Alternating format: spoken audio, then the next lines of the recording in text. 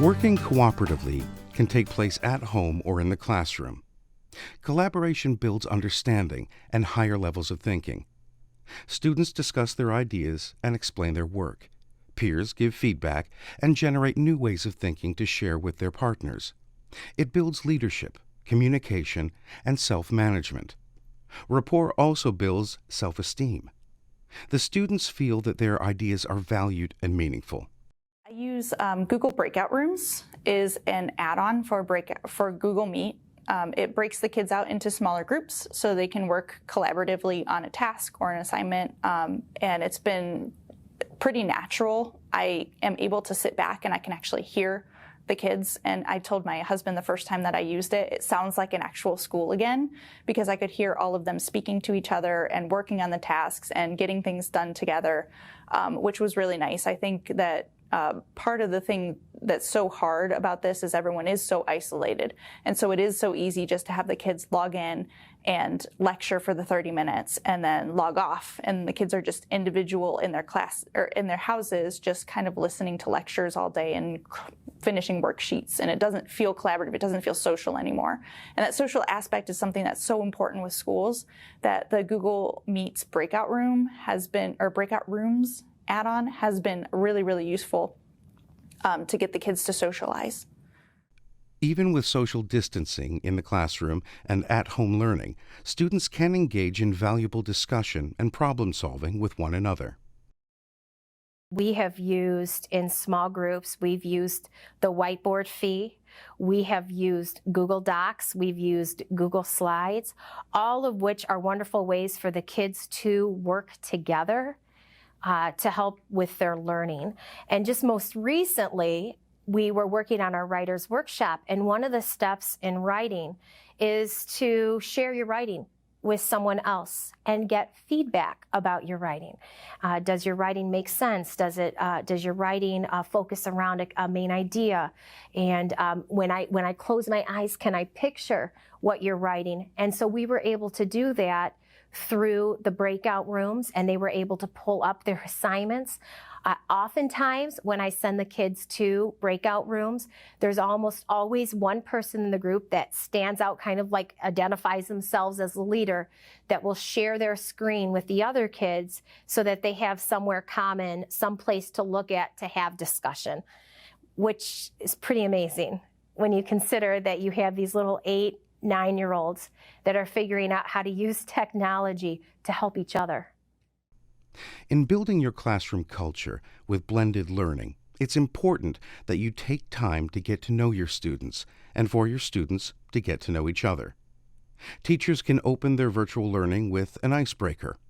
An icebreaker is a fun activity in which all of the students are engaged in a game or activity where they get to know one another better.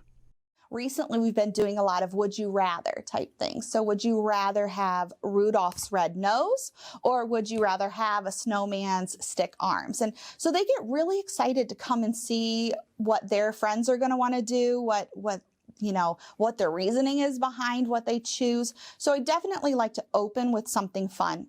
Another huge thing, especially for remote instruction, is whole body teaching. So I like to get them up and moving and getting their whole body involved in whatever we're doing. So multisensory instruction can still happen if they're at home, whether we're tapping out sight words or whether we're just taking a movement break and doing a Go Noodle dance. I think building those breaks in it's essential for students who are learning at home and on the computer quite a bit. Be a live snowman or be a live gingerbread man.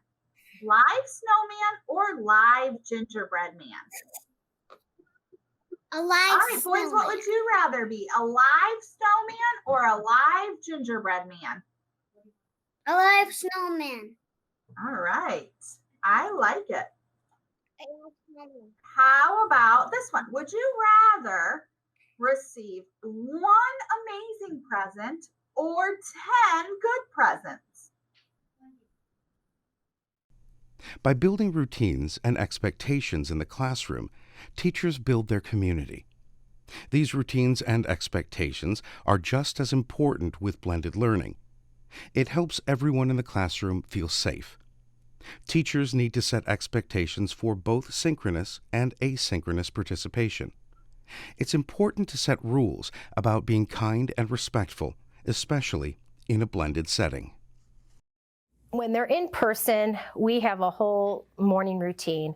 And really, our morning begins with what we call a soft start, which is when the kids come in, they put their things away, and then they usually choose from some sort of activity, whether it's sand, rainbow bracelets, Legos, coloring. They had choices. And then we would proceed into a morning meeting. Okay, so this is how it's going to work. Once you're divided into your breakout rooms, you're going to share your amazing pet with the kids in your breakout room. Oh yes, that works. Oh my gosh, wow, has that bunny gotten bigger since the last time we saw it? Yep, this one's more black and mine's is in the cage, it's more white. All right, so what's this? Tell your little group your bunny's name and tell us a little bit about how you take care of it, and does it like to be held? Give us some good scoop.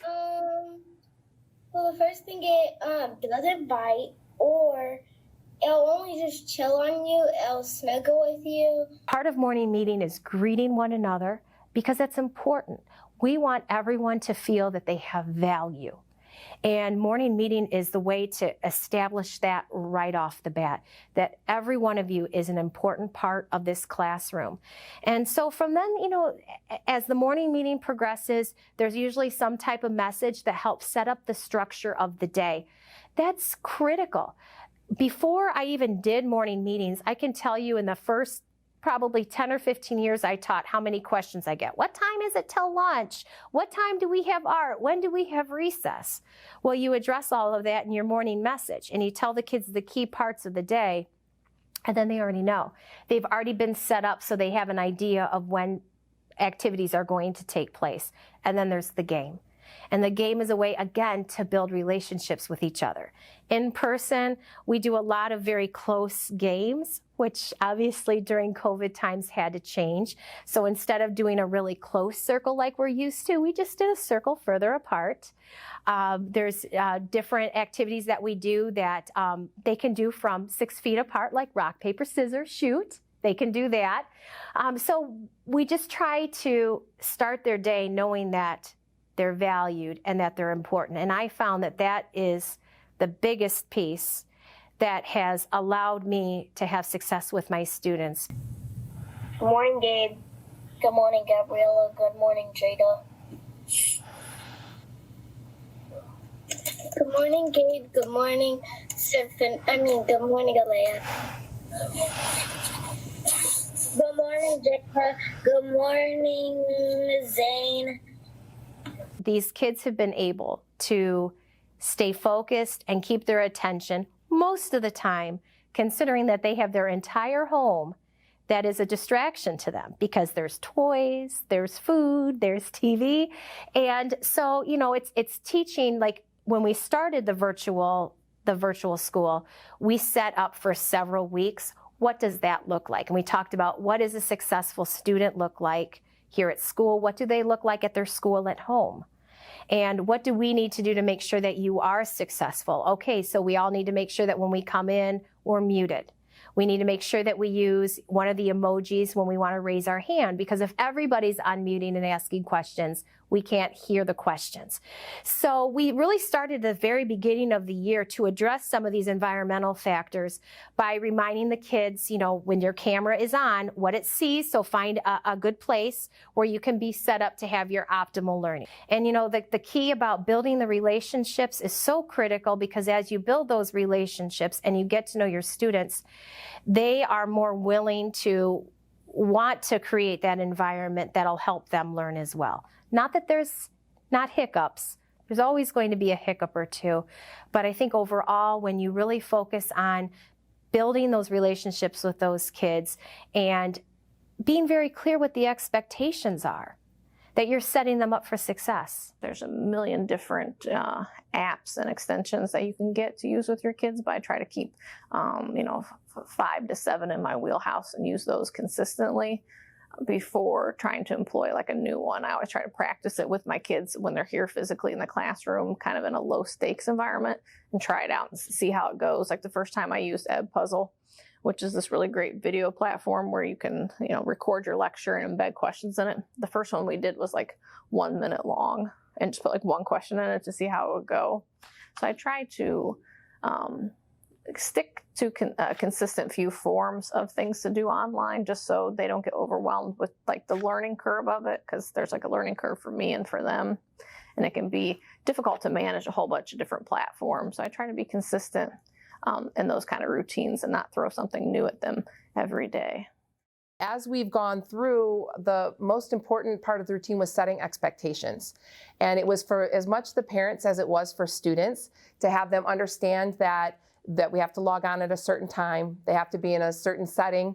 They need a quiet area. They need to have their materials ready to go. We really stress being ready for school, so being dressed, being done eating breakfast, not having food and drink, no toys, distractions, things like that.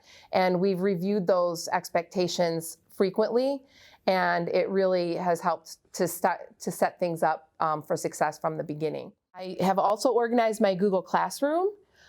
In my Google Classroom, I have found a website that had little emojis that you can copy into your Google Classroom. So for example, my students know when they see a green apple, they know that is our whole group meet. When they see the red apple, they know it's their small group meet. When they see a plus sign, they know that's a math assignment. When they see an ABC sign, they know that's a reading assignment. The green book means it's a story time. So they really can go into the Google Classroom and be as independent as possible to be able to complete assignments. When I'm in the classroom, I want them to be as self-sufficient as possible.